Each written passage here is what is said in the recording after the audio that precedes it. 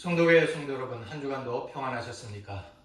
추수의 계절, 감사의 계절이 돌아왔습니다. 하나님께서 여러분들에게 풍성한 감사의 은혜를 허락해 주시기를 간절히 소원합니다. 오늘 우리에게 주시는 말씀을 제가 봉독해 드리겠습니다. 고린도전서 1장 4절에서부터 9절까지의 말씀입니다. 그리스도 예수 안에서 너희에게 주신 하나님의 은혜를 인하여 내가 너희를 위하여 항상 하나님께 감사하노니 이는 너희가 그의 안에서 모든 일, 곧 모든 구변과 모든 지식의 풍족함으로 그리스도의 증거가 너희 중에 견고케 되어 너희가 모든 은사에 부족함이 없이 우리 주 예수 그리스도의 나타나심을 기다립니다. 주께서 너희를 우리 주 예수 그리스도의 날에 책망할 것이 없는 자로 끝까지 견고케 하시리라. 너희를 불러 그의 아들 예수 그리스도 우리 주로 더불어 교제케 하시는 하나님은 미쁘시도다. 아멘. 12월은 추수의 달이요 감사의 달입니다. 이 귀한 계절에 여러 성도들에게 감사의 이유가 넘치고 또 감사의 기도가 깊어지기를 간절히 소원합니다. 이런 이야기가 있습니다. 불평만 일삼는 불평나라의 한 젊은이가 감사나라로 유학을 가게 되었습니다. 모든 동네 사람들과 가족들의 기대를 한몸에 받고 떠나는 그 젊은이를 향해서 사람들은 손을 흔들면서 외쳤습니다. 이번에는 제발 감사를 꼭 배워서 우리에게도 감사를 가르쳐 주세요. 그렇게 이야기했습니다. 이 젊은이는 감사나라에서 열심히 공부를 했습니다. 그래서 감사 박사학위를 따게 되었습니다. 이제 더 이상 감사에 대해서 배울 것이 없을 정도로 유식해진 그는 자랑스러운 감사학 박사학위를 가지고 드디어 자기 나라로 돌아오게 되었습니다. 부둣가에는 기대에 부푼 많은 사람들이 그 젊은이를 마중하기 위해 모여 있습니다. 그리고 환영식에서 젊은이가 이야기를 하게 되었는데 젊은이가 단상에 올랐습니다. 사람들은 단상에 오른 그 젊은이가 정말 감사를 잘 배워왔을까 궁금해하면서 이야기를 들었습니다. 그때 이 젊은이가 사람들 앞에서 이렇게 외쳤습니다. 저는 정말 지겨웠습니다. 거기에는 감사밖에 배울 것이 없었어요. 전 감사만 징그럽게 배우다 왔습니다. 그러자 거기 모였던 사람들도 또한 그 젊은이가 자기들에게 감사를 가르쳐주지 못한다고 불평을 했습니다. 이번에는 감사나라의 한 젊은이가 불평나라로 유학을 가게 되었습니다. 그 역시 많은 사람들의 기대를 받으며 떠났습니다. 사람들은 손을 흔들며 이렇게 얘기를 했습니다. 열심히 불평나라 사람들의 문화와 풍습, 역사 등을 배워서 우리가 그들과 더 화목하게 지낼 수 있도록 우리를 도와줄 수 있기를 바랍니다. 그렇게 이야기를 했습니다. 이 젊은이가 이 불평나라에 가서 열심히 공부를 했습니다. 짧은 기간 동안에 불평학 박사학위를 따게 되었습니다. 불평나라에 대해 잘 알게 된 그는 결국 귀국하게 되었습니다. 가족을 비롯한 여러 사람들이 불평나라에 대해 어떤 것을 배워왔는지 궁금해했습니다. 이 젊은이 또한 환영식에서 단상에 올라가서 이렇게 이야기를 했습니다. 감사할 줄 아는 게 얼마나 감사한 일인지 그것을 가르쳐준 불평나라 사람들에게 진심으로 감사합니다. 그렇게 이야기를 했습니다. 그러자 거기 모였던 사람들은 정말 소중한 경험과 교훈을 가져와 나누어 준 것에 대해서 젊은이에게 깊이 감사했습니다. 사랑하는 성도 여러분, 감사한다는 것이 얼마나 아름답고 소중한 일입니까? 늘 감사가 넘치는 삶이라면 얼마나 행복할까요? 만약에 우리 인생에서 감사가 없다면, 그래서 불평만 가득하다면 우리의 삶이 얼마나 힘들고 고통스럽겠습니까? 불평과 원망은 자기를 찌르는 칼과 같아서 내 삶을 더욱 힘들게 할 뿐입니다. 사람들은 좋고 행복한 일이 많아서 감사하고 힘들고 운이 없어서 불평하는 것이라고 생각을 합니다. 그러나 감사한 나라에 사는 사람들은 모든 일에 늘 감사하며 살았고, 반면 불평 나라에 사는 사람들은 무엇이든지 항상 불평을 했습니다. 감사 박사 학위를 받고도 불평하는 불평 나라의 청년과 불평학을 공부하고 나서 더욱 감사하는 감사나라 청년, 이 두 사람의 차이가 무엇일까요? 여러분, 감사나라의 시민입니까? 아니면 불평나라의 시민입니까? 오늘 본 말씀, 바울이 2차 전도 여행 중에 가장 오래 머물면서 일했던 곳 고린도 교회에 보낸 편지입니다. 바울은 2차 전도 여행 중에서 고린도에서 가장 오랫동안 머물면서 복음을 전했습니다. 그리고 그 노력의 결과로 생겨난 것이 바로 고린도 교회입니다. 그런데 이렇게 교회를 세우고 바울이 그것을 떠났을 때 바울에게 들려오는 소식은 아주 실망스러운 소식이었습니다. 바울이 혼신의 힘을 다해 고린도 교회를 세웠는데 그들은 바울의 기대를 저버렸던 것입니다.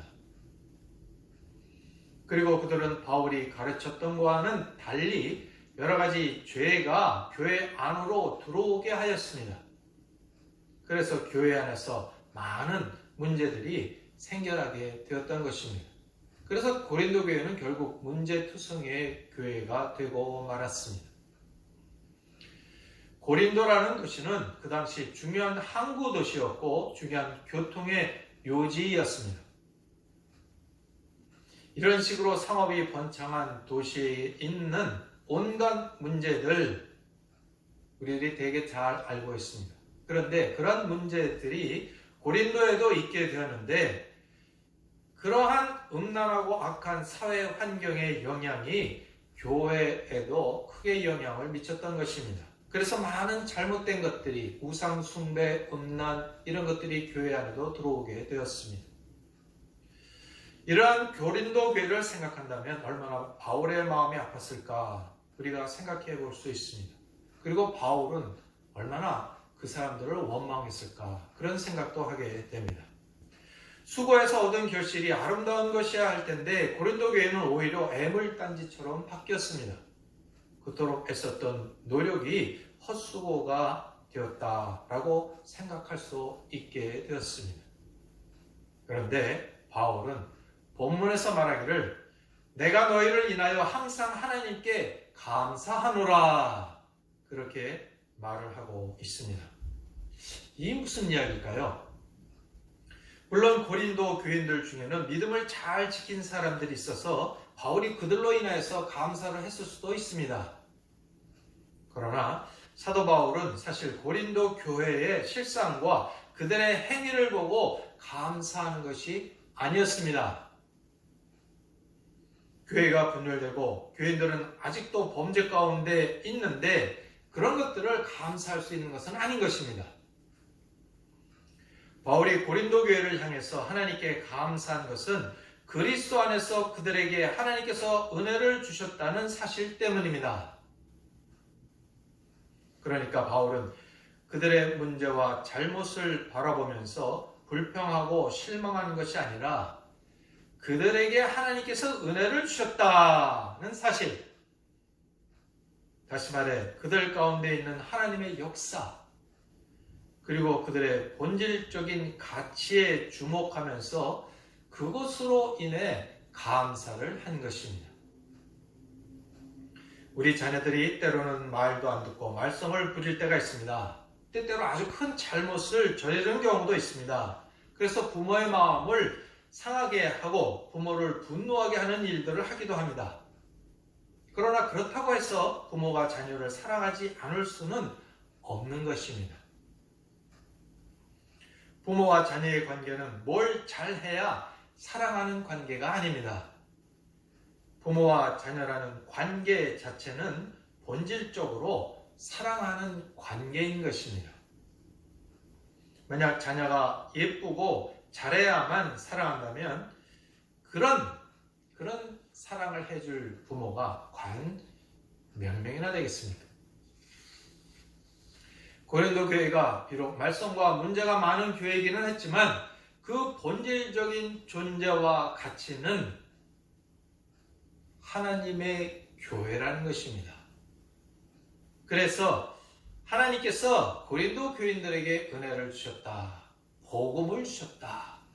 그래서 내가 감사한다. 사도 바울이 그렇게 고백을 하고 있는 것입니다. 그리고 아직 수준에 못 미치는 신자들이지만 고린도 교회의 교인들은 하나님의 은혜 아래 있는 성도라는 것, 그것을 사도 바울이 바라보면서 감사를 했던 것입니다.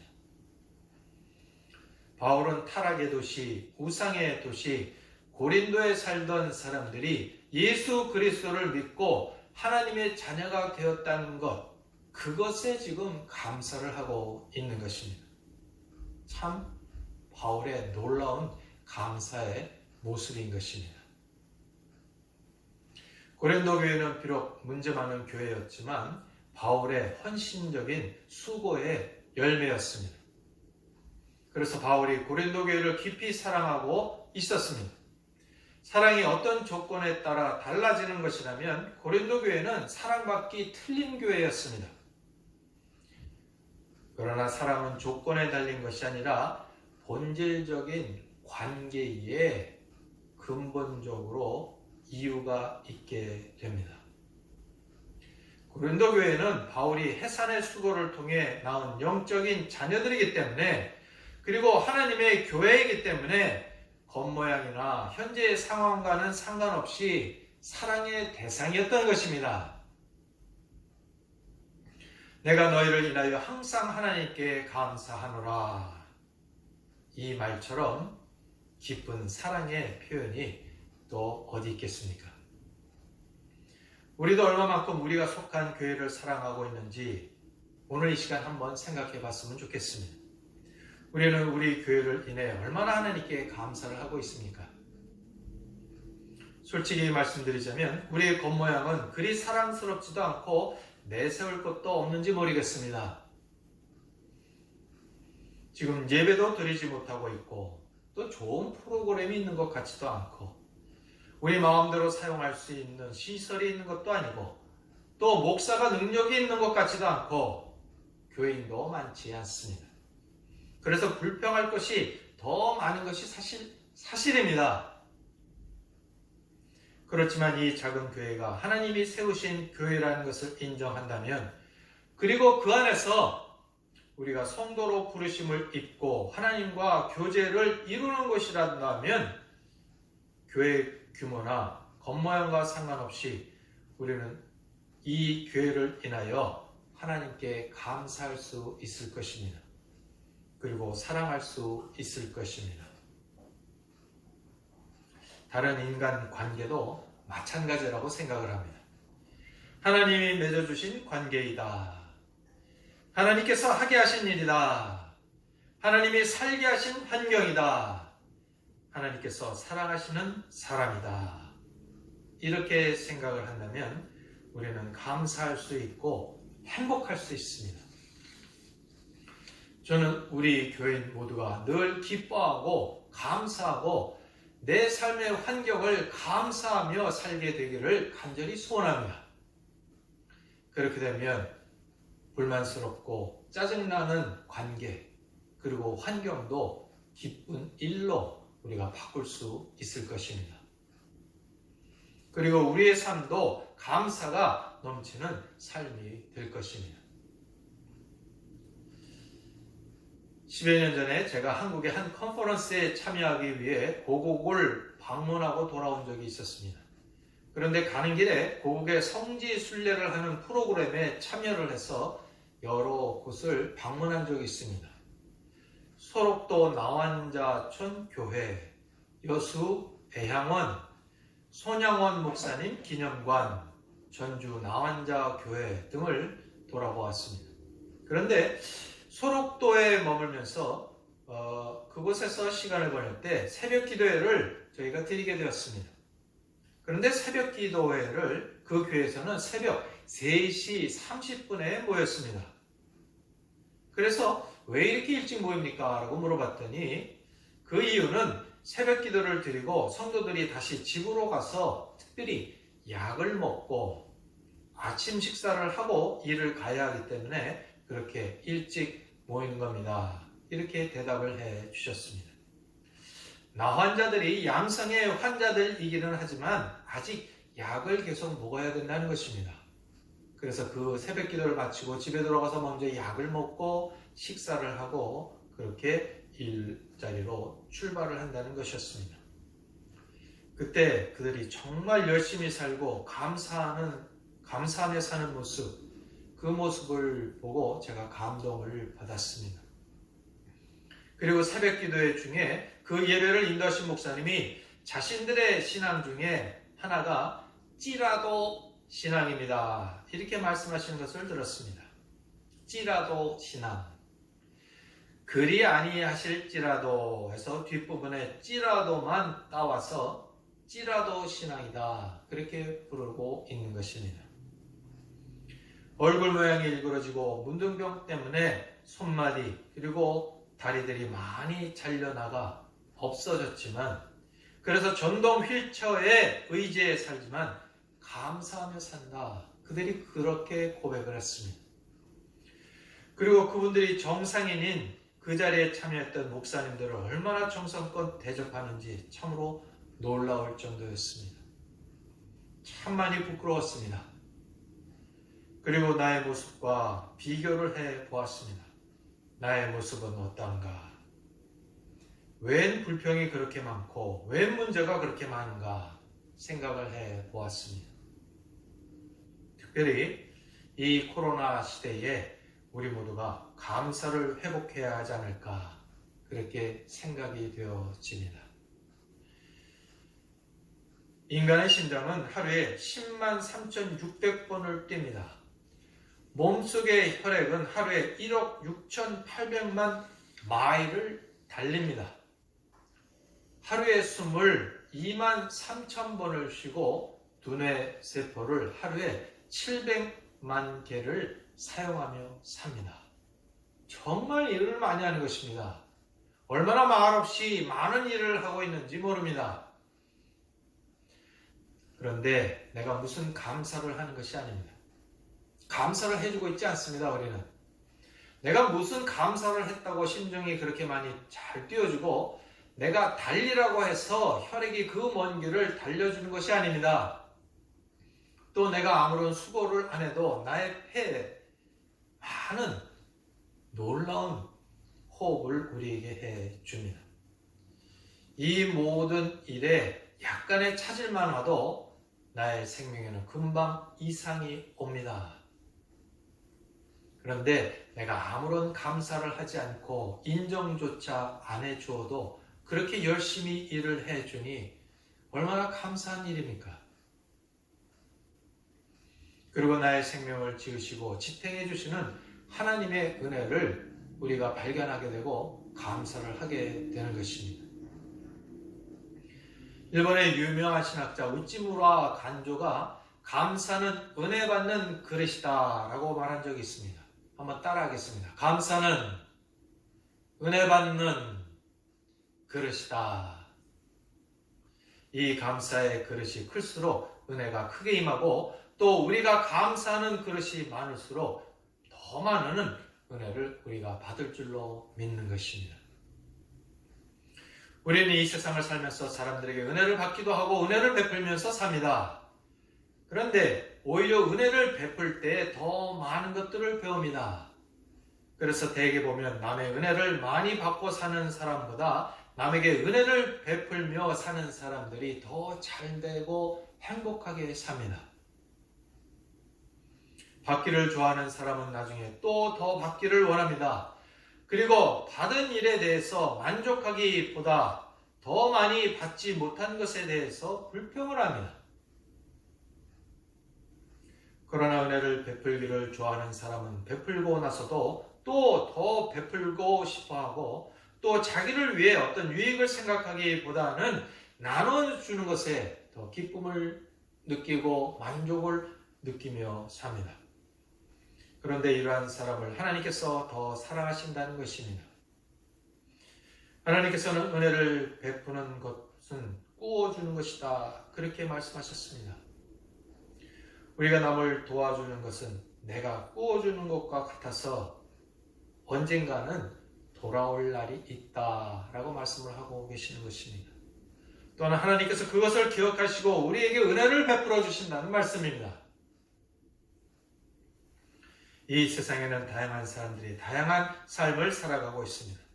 이같이 다양한 환경과 처지에도 불구하고 모든 사람들은 공통적으로 행복을 추구하는 인생을 살아갑니다. 행복 추구는 그래서 동서고금을 막론하고 모든 사람이 추구하는 공통적인 목표입니다. 그리고 어떻게 하면 행복해질 수 있을까? 사람들이 그 비결을 찾습니다. 대개는 그 비결을 사실 들어서 알고 있습니다. 그러나 또 다른 신박한 비결을 사람들은 또 찾으려고 합니다. 그러나 결론적으로 말씀드린다면 중요한 행복의 비결은 감사라는 것입니다. 왜냐하면 하나님께서 감사를 기뻐하시기 때문입니다. 또 감사하는 사람에게 행복을 주시기 때문입니다. 감사는 하나님께 드리는 마음의 제사이고 원망과 불평은 사단에게 드리는 입술의 제사입니다. 특별히 오늘은 행복의 비결에 대해서 구체적인 실전 사항 하나를 생각해 보려고 합니다. 그것은 오늘 작은 것부터 감사하라 하는 것입니다. 한번 따라하겠습니다. 오늘 작은 것부터 감사하라. 데살로니가전서 5장 16절에서 항상 기뻐하라, 쉬지 말고 기도하라, 범사에 감사하라 말씀하셨습니다. 그런데 이 말씀은 세 개의 다른 명령처럼 보이지만 깊이 묵상해 보면 하나로 묶을 수 있겠다, 그렇게 깨닫게 됩니다. 하나의 뿌리에서 나온 세 개의 가지와 같다, 그렇게 생각이 되는 것입니다. 왜냐하면 이 말씀은 하나님께서 행복하게 살기를 원하는 백성들에게 주시는 하나님의 행복 헌장이기 때문입니다. 그리고 그 행복 헌장을 실천하기 위해서 우리는 감사를 실천을 해야 한다는 것입니다. 그래서 오늘 그리고 작은 것부터 우리가 감사해야 될 줄로 믿는 것입니다. 행복은 결과에 있는 것이 아니라 과정에 있습니다. 이것도 한번 따라해 볼까요? 행복은 결과에 있는 것이 아니라 과정에 있다. 그래서 오늘이 비록 힘들고 어렵지만 그 안에서 보람을 찾고 행복과 평안을 누리기를 소원을 해야 하는 것입니다. 행복은 이를 성취하려고 노력하는 그 자체에 더 많이 숨어 있습니다. 인간은 시간을 목적을 달성하기 위한 과정에 더 많이 사용합니다. 그러므로 행복을 결과에서만 찾는 것이 아니라 그 과정에서도 찾을 수 있어야 하는 것입니다. 따라서 현재의 축복을 발견하고 음미할 줄 모르는 사람은 평생을 행복하게 살 수 없습니다. 오늘을 행복하게 살 수 없을 뿐만 아니라 장래의 은혜도 누릴 수가 없는 것입니다. 그러므로 고난과 눈물의 현실 속에서도 하나님이 주시는 은혜를 찾고 더 적극적으로 감사를 찾아내야 하는 것이 우리 신앙인의 자세인 것입니다. 하나님께서는 내일을 기뻐하라, 그 결과를 보고 감사하라. 내일을 기뻐하라, 그 결과를 보고 감사하라, 그렇게 말씀하시지 않으셨습니다. 오늘 감사할 것을 명령하셨습니다. 내일에 대한 소망, 오늘에 대한 감사, 이것이 바로 신앙인 것입니다. 하나님이 내 인생을 섭리하고 계신다. 하나님이 내 인생을 인도하고 계신다. 하나님이 내 인생을 붙잡고 계신다. 믿는다면 우리는 어려움 속에서도 감사할 수 있습니다. 나에게 일어난 이해할 수 없는 일에 대해서도 감사할 수 있습니다. 그래서 감사는 믿음의 일입니다. 이것도 한번 따라하겠습니다. 감사는 믿음의 일이다. 믿음의 눈을 떠서 하나님의 섭리를 깨닫고 고백하는 것이 감사입니다. 그래서 입술로 고백하는 감사는 신앙 고백인 것입니다. 범사에 감사하는 것이 하나님의 뜻이라면 고난과 시련 중에서도 감사하는 것이 하나님의 섭리를 따르는 지혜인 것입니다. 때때로 사랑하는 자녀를 왜 때리시는지, 사랑하는 자녀를 왜 이렇게 오래 기다리게 하시는지 잘 이해되지 않아도 그 안에 뜻이 있겠지, 그 안에 섭리가 있겠지 믿고 감사하는 것이 신앙입니다. 성도 여러분, 믿음은 고난을 이해하게 해야 합니다. 고난은 이유를 모르면 고통입니다. 그러나 고난은 이해되면 축복입니다. 그래서 감사가 없다는 말은 믿음이 없다는 말과 같은 것입니다. 마지막으로 이것도 한번 따라하겠습니다. 감사가 없다는 말은 믿음이 없다는 말과 같은 것이다. 오늘부터 작은 것부터 감사하시고 행복을 찾으시기를 바랍니다. 나의 모든 것을 아버지께 맡기고 행복한 신앙인으로 살기를 간절히 축원을 드립니다. 다 함께 기도하시겠습니다. 감사함으로 여호와께 노래하며 수금으로 하나님께 찬양할지어다. 자기를 경외하는 자와 그 인자하심을 바라는 자들을 기뻐하시는도다. 아멘. 아버지 하나님, 사도 바울은 고린도 교회의 문제와 잘못을 바라보면서 불평하고 실망한 것이 아니라 그들에게 하나님께서 은혜를 주셨다는 사실, 그들 가운데 하나님의 역사가 있다는 사실, 그리고 그 본질적인 가치에 주목하면서 그것으로 인해 감사했습니다. 아버지 하나님, 우리에게도 이 믿음을 허락하여 주셔서 우리가 하나님의 은혜가 우리 가운데 있다는 것 감사하며 살아가는 저희들이 되게 하여 주옵소서. 오늘부터 작은 것부터 감사하며 살게 하여 주옵시고 이렇게 감사함으로 행복한 삶을 살게 하여 주옵소서. 감사가 없는 자가 되어 믿음이 없는 자가 되지 말게 하여 주옵시고 은혜 가운데 살게 하여 주옵소서. 감사가 없다는 말, 믿음이 없다는 말과 같은 것이라고 말씀해 주셨습니다. 아버지 하나님, 아버지는 감사를 잃어버림으로 말미암아 믿음을 잃어버리는 자들이 되지 않게 하여 주옵시고 믿음으로 감사하며 살아서 승리하는 삶을 살게 하여 주옵시고 하나님께서 부어주시는 은혜 가운데 살게 하여 주옵소서. 예수님의 이름으로 기도하옵나이다.